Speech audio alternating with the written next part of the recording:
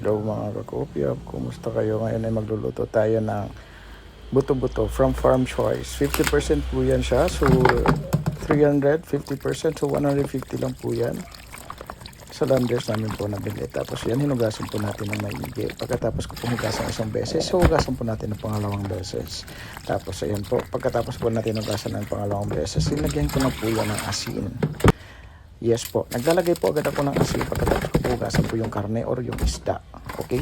Tapos ayan, hugasan po natin dyan yung mga gulay na bili natin sa wet market. Ayan, pagkatapos ko ng hugasan, iniwewa natin yan yung talong, eggplant, or eggplant. Then the green beans, yung batong, sitaw, tapos yung okra, tapos yung green chili, ayan, tapos binalatan ko na yung gabi. Si gabi po yung magpapalapot ng ating sabaw. Hindi na po tayo gagamit ng cornstarch. Tapos ayan po, tapos sinugasan ko na po yung mga gabi, tsaka yung luya, tsaka sibuyas. Pagkatapos hiwa-hiwain na po natin yan siya. So inuna ko po yun dyan yung gabi, tapos yung luya, and then yung sibuyas. Pagkatapos nyo yan, mga kakopya, ginamitan na po natin yan ng pressure cooker. Diba? Pero, hindi po yung takip muna ng pressure cooker, ano. So, bali, pinagyan ko po na yan muna ng West Distillator. Distillator. Pagkatapos po, pinagay po dyan ng buto-buto. Tapos, kailangan po natin yan takpan muna without the pressure cooker takip.